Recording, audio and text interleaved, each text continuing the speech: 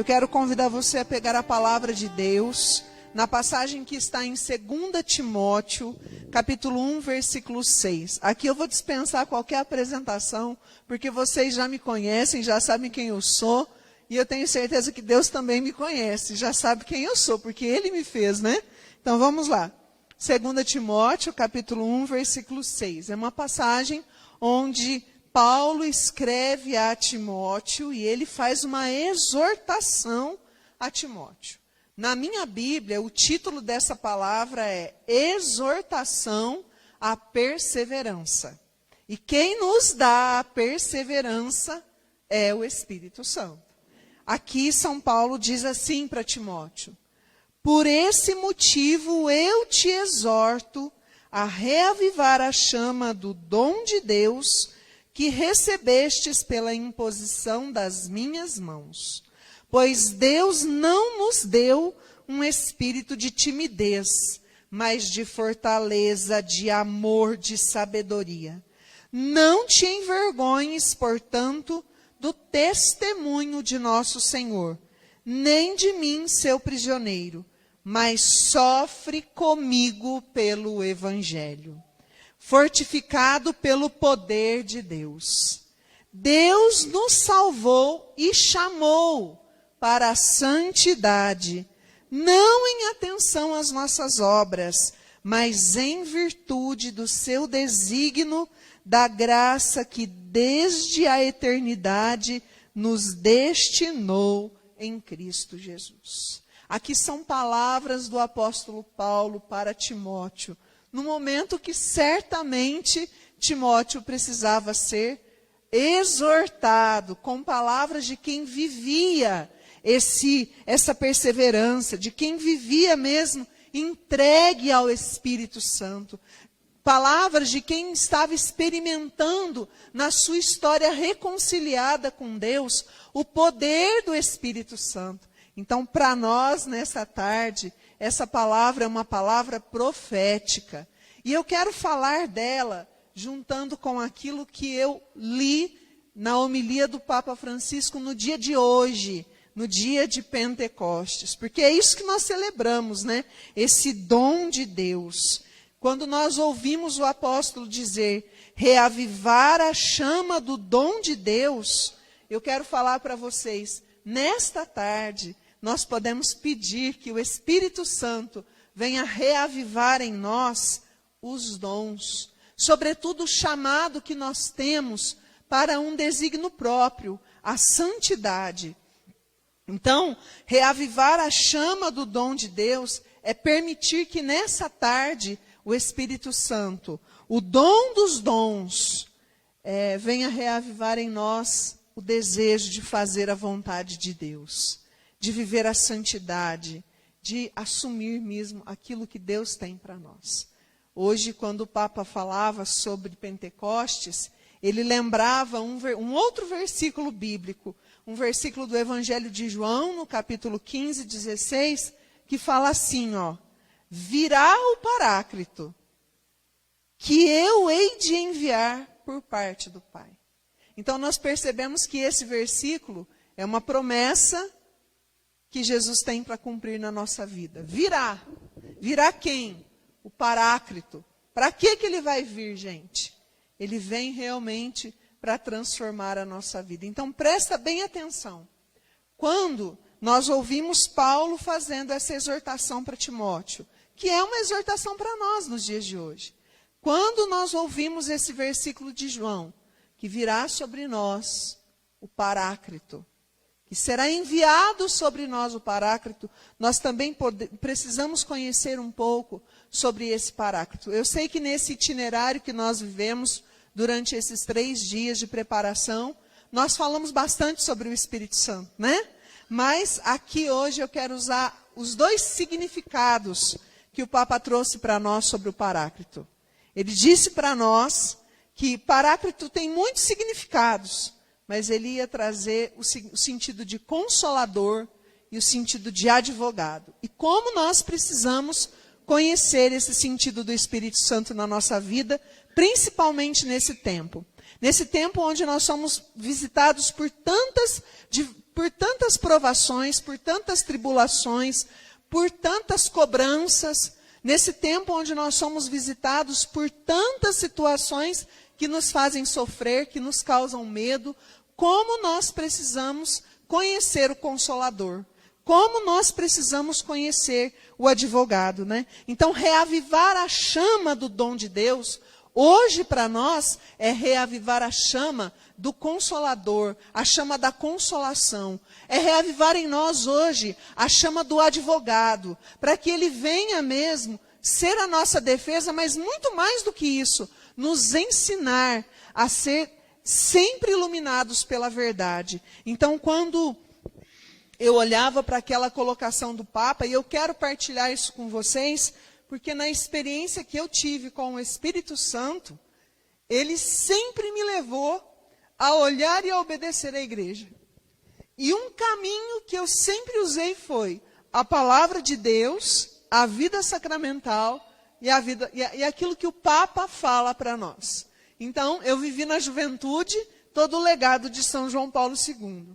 Então, com ele, eu aprendi muitas coisas sobre o sentido da nossa vida, da santidade, do nosso chamado, do nosso servir à igreja, o sentido do amor que nos explica tudo, né?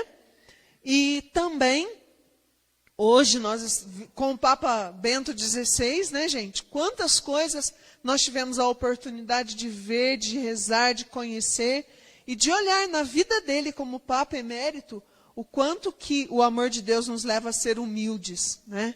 Nos leva muitas vezes a colocar na condição de quem está para servir e não para ser servido. E hoje, olhando para o Papa Francisco, que nos direciona nesse tempo, ele vem nos ensinar nesse dia sobre esse Consolador.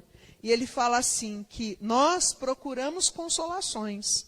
Só que muitas pessoas procuram as consolações terrenas. E essas consolações terrenas, elas passam muito depressa na nossa vida. Depressa elas se extinguem, porque elas são momentâneas. As consolações terrenas são consolações momentâneas. E Jesus, ele nos oferece consolações do céu. E nós também precisamos entender qual que é a diferença das consolações da terra para as consolações do céu, para que assim nós também possamos desejar ter muito mais na nossa vida o Espírito Paráclito, o Consolador, para vir consolar a cada um de nós, né? O Papa vai nos alertando que as consolações do mundo, elas são como analgésicos.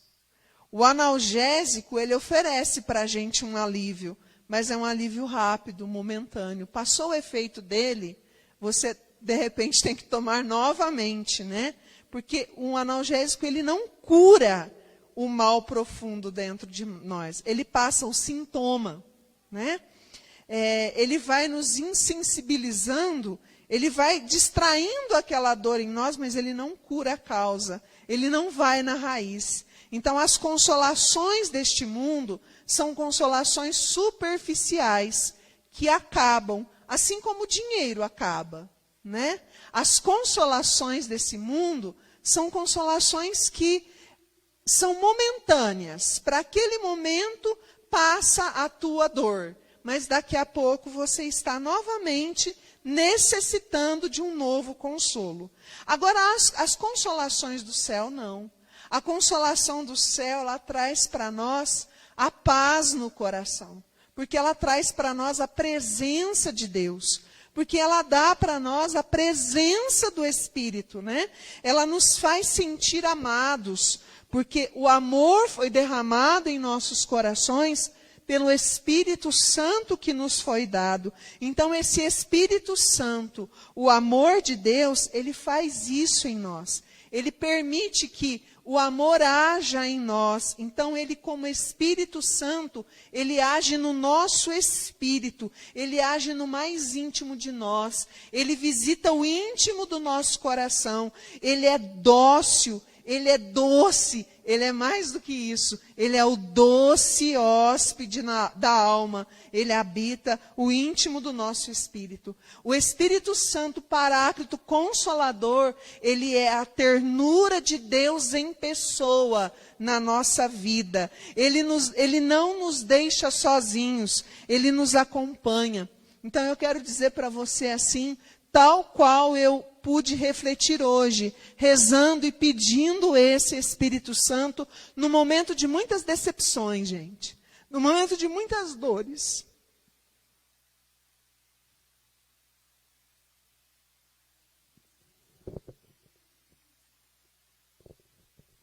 Você sente escuridão na tua vida? Sente? Então, se você sente escuridão na tua vida, escuridão de solidão, se dentro de você passa pelo peso de dores, eu quero dizer para você algo muito importante. O Espírito Santo, maior consolação. Mas para isso tem que ter um ato nosso. Para isso nós precisamos estar perto do Espírito Santo. Para isso nós precisamos estar abertos a essa ação dele, né? Porque não se esqueçam, gente, que as consolações do mundo, primeiro elas chegam, elas te lisonjeiam. Elas te fazem se sentir invencível. Ela te faz se sentir o melhor, como se os outros não tivessem mais soluções, sabe? Elas te fazem se sentir assim, grande na vaidade.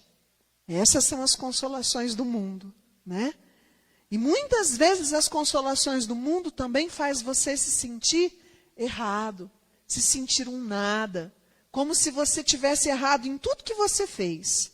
Sabe por quê? Porque as consolações do mundo, elas brincam com a gente. As consolações do mundo, elas estão aí, na verdade, para nos enganar. Agora o Espírito Santo não. A consolação do Espírito está aqui para nos levantar. Gente, para entender e ficar bem claro, as consolações do mundo estão para nos derrubar. A consolação do céu está para nos levantar. Então, nessa tarde, nós estamos aqui para sermos levantados pela graça de Deus. Amém? Nessa tarde, nós estamos aqui para sentir a graça de Deus nos levantar de todas as fantasias e ilusões que este mundo tem oferecido para nós. Nessa tarde, nós estamos aqui para olhar para os apóstolos, para sermos novos apóstolos nesse tempo. Porque os apóstolos, gente, veja, Paulo aqui estava escrevendo para Timóteo, né? Então, veja bem, ele escreve para nós hoje. Essas palavras de reavivar a chama do dom de Deus é para nós. É para nós que muitas vezes estávamos nos sentindo sozinhos e perdidos como eles. Essas palavras são para nós que precisamos ser levantados, porque muitas vezes nós estávamos de portas fechadas pelo medo. E eu não estou dizendo só pelo medo de uma pandemia. Eu estou dizendo muitas vezes pelo medo de ser amado, de ser visto, de se colocarem a serviço, né? Talvez nós precisamos assim de sermos elevados pela ação do Espírito Santo nessa tarde, porque nós estávamos assim também como os apóstolos, que naquele dia de Pentecostes estavam vivendo o terror. Eles estavam vivendo a fragilidade, o fracasso. Eles estavam vivendo o efeito do pecado por ter perdido Jesus, por ter negado Jesus. Então, talvez a gente também está vivendo assim, os efeitos, sabe? Os efeitos das nossas fragilidades por erros que realmente às vezes a gente cometeu. Mas veja, quando nós recebemos o Espírito Santo, acontece conosco o mesmo que aconteceu com os apóstolos. Gente, tudo muda. Tudo se transforma. Sabe, os problemas, os efeitos dos problemas, os defeitos das pessoas permanecem. Mas o nosso interior, ele está diferente. Porque o nosso interior foi visitado pela consolação de Deus. O nosso interior foi visitado pela graça de Deus, sabe? Então veja, quando nós recebemos o Espírito Santo, assim como os apóstolos, nós nos sentimos consolados e nós queremos levar essa consolação para as outras pessoas. Porque foi isso que os apóstolos fizeram. Foi isso que Pedro fez. Ele experimentou a consolação, ele levou a consolação. E é assim que acontece com a gente. Quando nós experimentamos a consolação de Deus, nós queremos que todo mundo experimente. Então, aqueles apóstolos que eram medrosos, agora eles só tinham medo de uma coisa: de não testemunhar o amor recebido. Então, isso acontece com a gente. Quando nós experimentamos essa ação do Espírito Santo na nossa vida, nós só temos medo de uma coisa: de não sermos fiéis a esse amor. De não sermos fiéis na propagação desse amor. Gente, eu estou falando uma coisa muito séria para vocês, e não é só para missionário da Comunidade Católica Presença, não. É para todo batizado, porque isso o Papa disse hoje, para todos nós da Igreja Católica Apostólica Romana. Ele disse assim: somos chamados a nos tornar paráclitos, consoladores. Olha para quem está sentado do teu lado, que talvez está precisando ser consolado, diga para ele: somos chamados a nos tornar paráclitos, somos chamados a nos tornar consoladores. Gente, essa é a graça de Deus para nós. Agora, como é que nós vamos fazer isso? Porque falar sobre isso é fácil, né? O pessoal aí que fala: Lu, como é que faz? Então, dessa vez o Papa falou para a gente como que faz. Como é que nós vamos ser paráclitos consoladores? Como é que nós vamos consolar? Como é que nós vamos viver isso na nossa família, na nossa vida pessoal, no nosso local de trabalho, na nossa profissão, na nossa afetividade, nas esferas do nosso ser, né, moçada? Como é que nós vamos viver isso? Ele coloca assim: aproximando-se das pessoas. Não com discursos, mas com oração, com proximidade. Então ele fala assim, que a proximidade, a compaixão e a ternura são o estilo de Deus. Vamos lá? A proximidade, a compaixão e a ternura são o estilo de Deus. Então, a partir do momento que nós somos consolados pelo Espírito Santo, nós passamos a agir assim, com proximidade. Nós passamos a agir assim, com compaixão. Nós passamos a agir assim, com ternura, porque esse é o estilo de Deus, gente. Esse é o estilo do Espírito Santo. Você precisa viver assim? Você precisa redescobrir isso na tua vida? Então eu e você precisamos nessa tarde que reaviva em nós o dom de Deus. Reaviva em nós o dom do Espírito Santo. Porque esse tempo que nós vivemos, onde tantas pessoas precisam de consolação, o Papa vai nos exortar dizendo assim: é tempo de consolação. Pentecostes hoje para nós é um tempo de consolação. Fala para você isso. Hoje, Pentecostes, na minha vida, é um tempo de consolação. E você sabe o que é esse tempo de consolação? É um tempo de anúncio feliz do Evangelho. Nós precisamos anunciar feliz o Evangelho. Precisamos combater o paganismo. Precisamos levar a alegria do ressuscitado. Precisamos derramar o amor sobre o mundo. Porque esse mundo muitas vezes nos leva a abraçar o mundanismo. Então nós somos convidados a derramar o amor sobre o mundo. O tempo de consolação é um tempo de misericórdia. É tempo de testemunhar a misericórdia. É tempo do paráclito, gente. Então este tempo hoje é tempo da consolação. Hoje é tempo do Espírito Santo. Hoje é tempo do paráclito. Olha bem para mim aqui agora, gente. Nessa tarde de domingo, com esse friozinho, onde você poderia estar fazendo outra coisa, Deus está aqui dizendo para você: hoje agora, nesse momento, é tempo de consolação, é tempo do Paráclito, e nós somos chamados a sermos consoladores. Até aqui tudo bem? Então, só mais um minutinho, porque a gente vai rezar nesse sentido, gente. Nós vamos rezar pedindo para reavivar em nós esta chama do dom de Deus na nossa vida. Olha, o Papa fala que Paráclito também é o advogado. Então, aqui ele fala assim, né?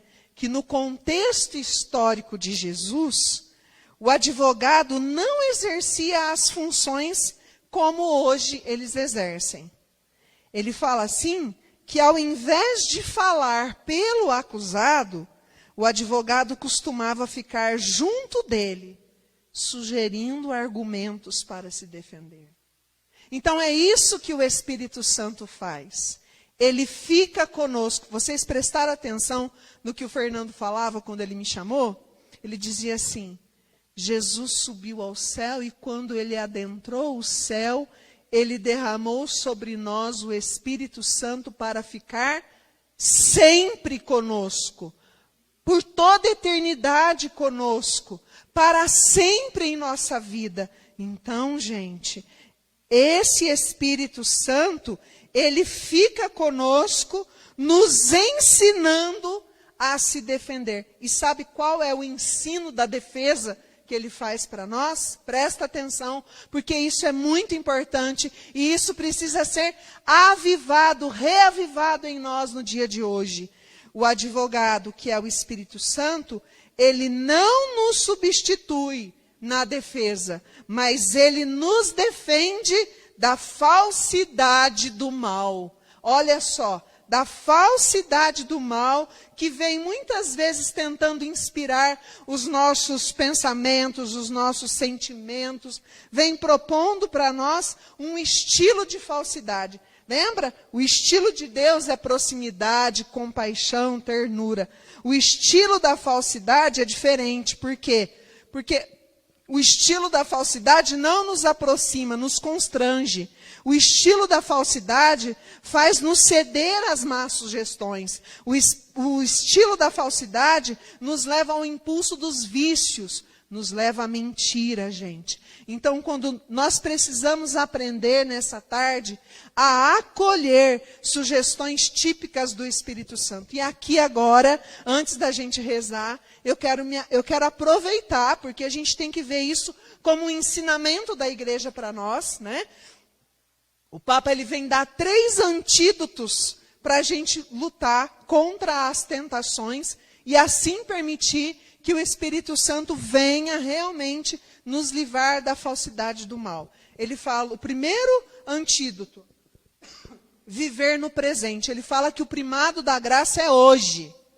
Viver no presente. Para a gente não se paralisar nas amarguras do passado, na nostalgia do passado, e nem nas incertezas do futuro, e acabar obcecado por temores. Porque quantas pessoas desistem da sua vida, desistem do seu chamado, desistem da sua vocação, e não só a vocação de ser missionário, às vezes da vocação do matrimônio. Quantas pessoas desistem do seu chamado porque estão paralisadas nas amarguras do passado, na nostalgia do passado, nos sonhos e nas coisas mal resolvidas do passado. E isso impede essas pessoas, muitas vezes, de viver o futuro com esperança. Vive um futuro de incertezas. Então, agora é o tempo de viver o bem. Agora é o tempo de fazer o bem. Agora é o tempo da consolação. Então, primeiro antídoto, viver no presente, viver o hoje o tempo da consolação, viver hoje sendo cuidado por esse Espírito Santo, ensinado por esse Espírito Santo. Amém? Segundo antídoto, procurar o conjunto. Gente, olha que coisa interessante. Se o estilo de Deus é um estilo de proximidade, nós não podemos nos isolar do convívio fraterno, entre irmãos. Nós precisamos descobrir meios para estarmos próximos através da oração, através da palavra, através da intercessão, né? Então, procurar o conjunto, por quê? Porque o Espírito Santo, ele não nos molda como indivíduos fechados em si mesmo. Ele faz de nós um primado de conjunto. É um primado da graça que nos faz viver comunhão. E mais, gente, é na comunidade que o Espírito Santo age e inova. É na comunidade. Vamos olhar para os apóstolos de novo, gente. Os apóstolos, eles eram totalmente diferentes entre eles. Eles eram diferentes, eles tinham ideias diferentes, eles tinham visões de mundo diferentes, mas quando eles receberam o Espírito Santo, eles aprenderam o primado de conjunto. Eles não ficaram se julgando quem era melhor do que o outro. Eles não ficaram contestando quem podia mais do que o outro. Eles viveram o primado de conjunto, né? Então, hoje, se nós dermos ouvidos ao Espírito Santo, nós deixaremos de ficar assim tão focados em ideias que nos separam, que nos dividem. Pode ver, gente. A sociedade hoje, ela ensina a gente a viver separados. É assim, ó. Uns ficam focados nos conservadores, outros nos progressistas, uns nos tradicionalistas, uns nos inovadores, uns nos da direita, outros nos da esquerda. E o Espírito Santo, ele não nos move para a divisão de opinião. Ele nos move, gente, para a unidade. Ele nos move para a concórdia. É o inimigo que quer que a diversidade se transforme em oposições. O Espírito Santo não quer isso. Ele quer a unidade, ele quer a comunhão, ele quer o fortalecimento através do conjunto, através da comunhão. Então, ó, o primeiro que era mesmo? Viver no presente. O segundo, o que é? Procurar o conjunto. E o terceiro? Colocar Deus antes do teu eu. Não sou eu que estou falando isso não, viu? Eu copiei literalmente do Papa. Colocar Deus antes do teu eu. Esse é o primado da graça. O que faz isso? Faz a gente esvaziar-se de si mesmo. Faz a gente entregar-se totalmente ao Espírito Santo. Faz a gente perceber que com as nossas forças, nós não vamos salvar ninguém. E nem mesmo a nós mesmos, né? Se nós estivermos em primeiro, se a gente estiver focado em primeiro lugar, só com os nossos projetos, só com as nossas estruturas, só com os nossos planos de reforma, só com o nosso jeito de pensar, nós vamos cair num funcionalismo. Não sou eu falando, é o Papa Francisco falando. E ele não fala para consagrados apenas, ele não fala para missionários apenas, ele fala para pai, mãe, filho, filha, jovem, adulto, idoso, ele fala para todo batizado. Então eu posso falar isso aqui para todo mundo, porque é o que o Papa nos ensina. A igreja, gente, ele fala assim que a igreja, ela é humana, mas ela não é só uma organização humana. Ele diz assim que a igreja é templo do Espírito Santo. E nós precisamos colocar o Espírito Santo em primeiro lugar, em primeiro plano. Então, se eu sou templo do Espírito Santo, eu também preciso colocar o Espírito Santo em primeiro lugar. E eu achei lindo, porque o Papa encerrou fazendo uma oração. Ele disse assim, olha a oração que ele fez. Espírito Santo Paráclito, consolai nossos corações. Fazei-nos missionários da vossa consolação, paráclitos da misericórdia para o mundo.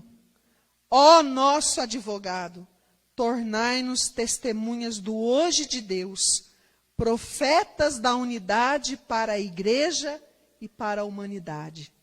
Apóstolos apoiados na vossa graça, que tudo cria e tudo renova. Eu também quero ser esse missionário da vossa consolação. Eu quero, gente. Eu também quero ser um missionário de misericórdia para o mundo. Eu também quero ser um testemunho do que Deus faz hoje através da unidade. Eu quero ser isso. Eu quero. E eu quero dizer para vocês que eu não estou falando isso aqui apenas copiando o que o Papa Francisco disse. Eu estou falando isso aqui como quem realmente decidiu viver uma vida no Espírito. Viver uma vida conduzida pelo Espírito. Tenho muito que aprender, mas muito mesmo.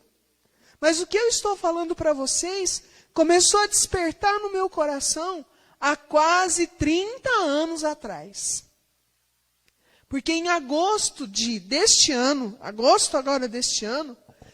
vai fazer 30 anos que eu experimentei o amor de Deus pela primeira vez na minha vida, que eu experimentei o batismo no Espírito Santo através de um grupo de oração. E eu quero dizer para vocês que nós somos povo de cabeça dura. Muitas vezes nós procuramos a consolação quando nós estamos na desolação, não é verdade? A gente procura a graça de Deus quando nós estamos precisando da graça de Deus. A graça sempre está conosco, mas a gente procura nesses momentos. E na minha vida não foi assim. E olha para vocês verem como é que Deus ele se apropria de todas as situações da nossa vida, né? Ela não está aqui agora, mas eu sei que ela está acompanhando a gente. E eu falei para ela que eu ia contar isso aqui hoje, né? Em agosto de 1991, nós passávamos por uma situação que nos levava a sofrer também. Vocês sabem que eu só tenho a Lucilene de irmã de sangue, né? Só eu e ela. E ela era criança, tinha ali seus 8 para 9 anos, era a fase escolar, era a fase de desenvolvimento infantil, de intensidade nesse desenvolvimento. Mas ela vivia um tormento muito grande do medo, né? Chorava por qualquer motivo. Nós somos choronas, né? Mas não assim à toa. E a gente via que toda aquela situação que ela vivia levava ela ao sofrimento também. Quando eu falo a gente, eu estou falando da minha mãe, do meu pai, né? Até que uma pessoa disse assim para minha mãe: Dona Dirce, por que a senhora não leva ela para aquela senhora do grupo de oração rezar por ela? Ela reza com muito amor. Quem sabe ela rezando por ela, isso tudo melhora, né? Então eu e minha mãe fomos na casa da Dona Antônia, que era a coordenadora do grupo de oração no São Cristóvão naquele ano. E ela acolheu a minha mãe, eu e minha irmã ali. Tinha ali o esposo dela, tinha mais um servo, que inclusive já faleceu. Esse servo estava ali, e ela falou assim: nós vamos rezar por ela. E rezou pela Lucilene, sabe? Rezou pela Lucilene, rezou pela minha mãe, rezou por mim. E era uma sexta-feira. Aí ela disse assim: olha, Dona Dirce, aqui fomos nós 4 que rezamos pela sua filha. Fomos nós 4 que rezamos por essa situação. Mas hoje à noite, Dona Dirce, se a senhora for no grupo de oração, serão 200 pessoas rezando por essa causa. Serão 200 pessoas rezando pela sua filhinha. Eu estudava na época, eu fazia faculdade. E eu me lembro que a minha mãe tomou como propósito: eu vou no grupo hoje. E eu não fui, eu fui para a faculdade. Só que lá na faculdade eu não consegui ficar. Sabe, eu não consegui ficar. Eu falei: meu Deus, a minha mãe está lá sozinha com ela. Se ela começar a chorar lá dentro, o que a minha mãe vai fazer?